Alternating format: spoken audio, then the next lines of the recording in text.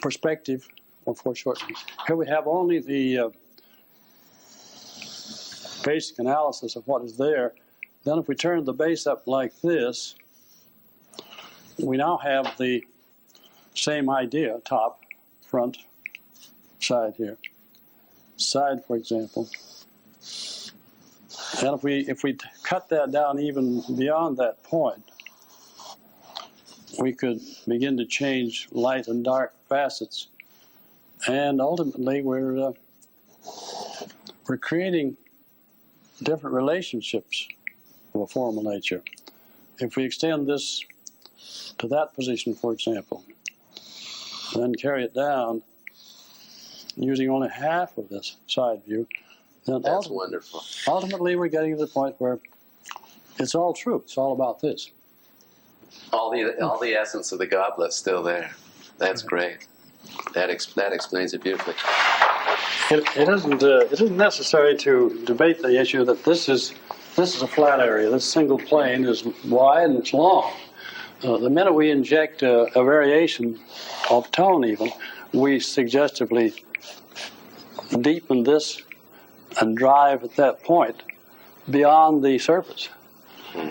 Well, Cézanne often did in drawing. He would draw a house in a very parallel sense. The front, many of the paintings show this. The front has precisely the same treatment as the side. There is no foreshortening like this, for example.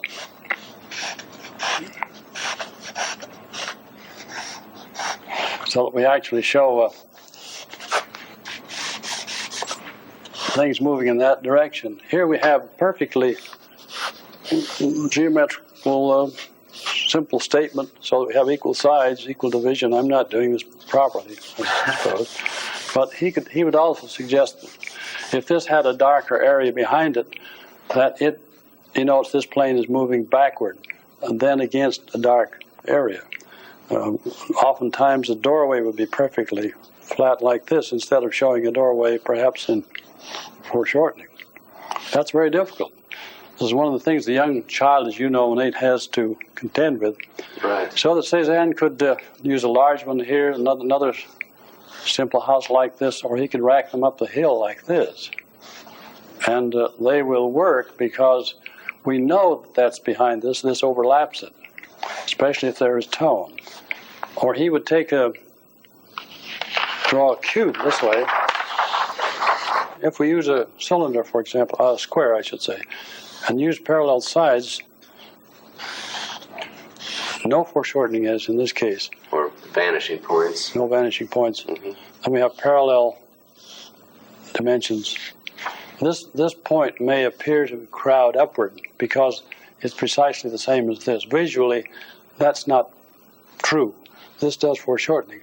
But the Cézanne school, or those who follow this idea, would use a graded plane like this, and then grade this parallel plane in front, so that you get the idea of movement, because you move to dark, you move to light, and then you're stopped by a dark, then you move toward the light, and then you're stopped by a dark again.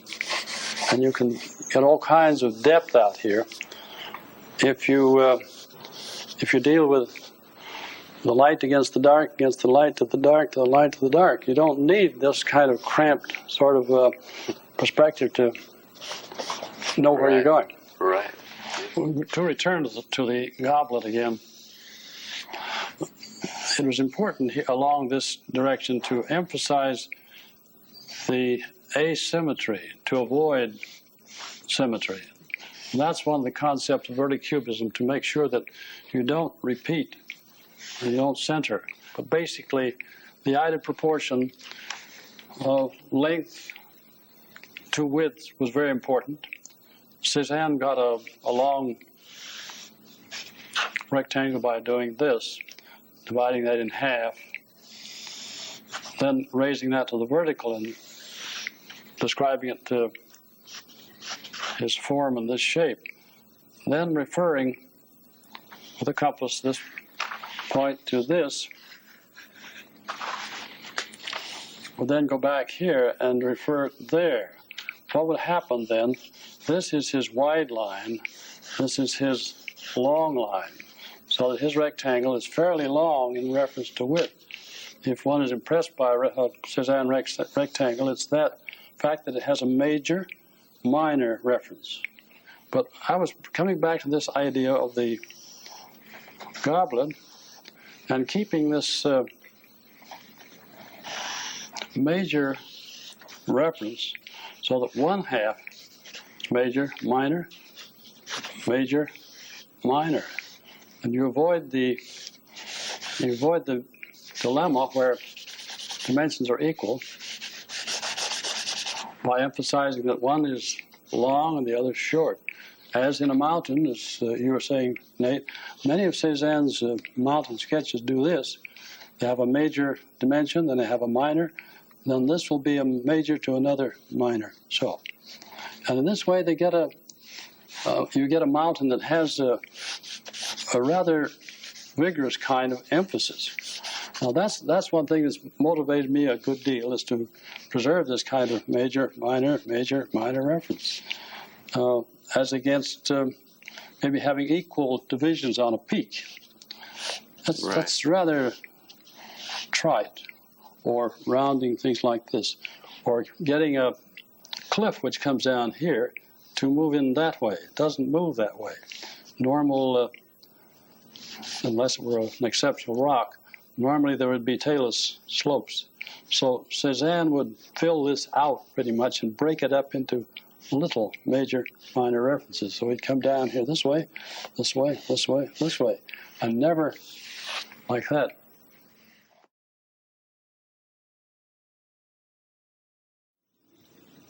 George, this one says it's a Cubist study done in 1950. It ties in with a lot of the things you were just showing us with the charcoal. I think it's pretty well evident. Here's the major phase of that square or rectangle. This is the virtual side view. Here's the top view of the model, which shows the external part. So you've got your minor vertical phase and your major vertical phase. Right. And these are graded planes, so you slip in and out. And each of these proportions should be established, not mathematically, but I mean, you get the feel that this got to be a little longer, this got to be a little shorter. That's beautiful. I love it. It's kind of fun to design this way, because then you are in control. You're not worrying about where is the bottle, what does it say, where's the top, and so on. Right. There's a logic to it and a pattern to it. This one is wasn't this the cover of your watercolor book? That's right. It's a beautiful. I love the brightness of the colors there. I think Van Gogh would approve of these intense colors. It's wonderful. This, George, would cause some people to say, George Dibble must have studied with John Marin. I'd be complimented by it. I'd like to have them say studied with Cézanne, but that would never be. I was influenced, I'm sure. You've got some major and minor going on in here, haven't you? Oh yes, here's if you want it, here's a major, here's a minor, here's a minor, here's a major, and so on. It may not be true in every instance. The size of that, the size of this, distance between this. If it doesn't refer to this, it will refer to one inwardly, so that you distribute your visual surfaces so that they create rest. This cool one and this warm one, this one. You unconsciously, I think, get the feeling that you don't drop on dead center. You keep it in motion. Always needing to balance. I'm sure it's ridiculous to compare my work with Cézanne's, as you well know. His researches were very profound, and we're still, as you know, discovering a lot from it. But in the spin-off, much of this has stuck to me, and I'm sure he would not be very happy to own me as one of his adherents. But I'm sure he would. This is what happens when you study a Cézanne drawing. That he's so intricate and so acutely involved with keeping the interest and avoiding stalemate, avoiding those areas that are dead. And that's the nice thing about his work. They were perfection. This has a lot of ennui in it, if you look for it. Rattlesnake Gulch. This is Big Cottonwood Canyon, about 1975. You've had some fun reactions to this painting. The red triggers danger. What are some of the things that have happened with people reacting to this? We had some youngsters in the other day in third grade not very old people, but very erudite in some senses. They looked at this and saw the title and said, rattlesnakes.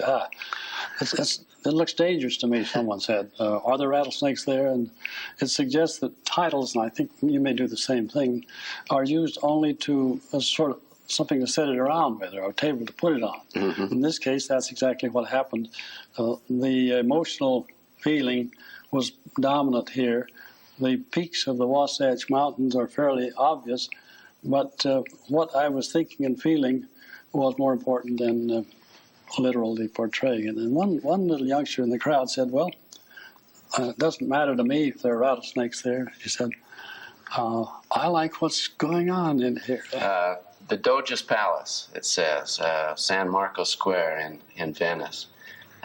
You had some interesting experiences, I can see, with this one because it's the way the materials are interacting with the paper. Well, I think that's worthy of note. You've used watercolor so long that you can tell me more tricks than I've ever discovered, I'm sure.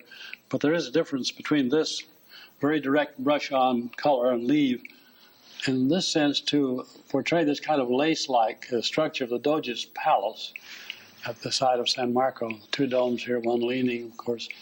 I wanted that feeling that almost water had poured across and blended the colors. And I used yellow ochre. I don't know if you noticed that if you put it on first, it's very stable, and it will move a little like clay. And if you put a color over it, it'll shed it. So I just used a spray, and after going over it with the opposing color, I drained water across, and here you see the stains coming out in the it was sort of a wet into wet after the fact. Yeah, that's right. And that's very nice. And the ochres being kind of an accommodating material, just sort of shuttles around and lets you get that effect. I enjoy that, and I'm sure you do. It's more of an experimental kind of thing.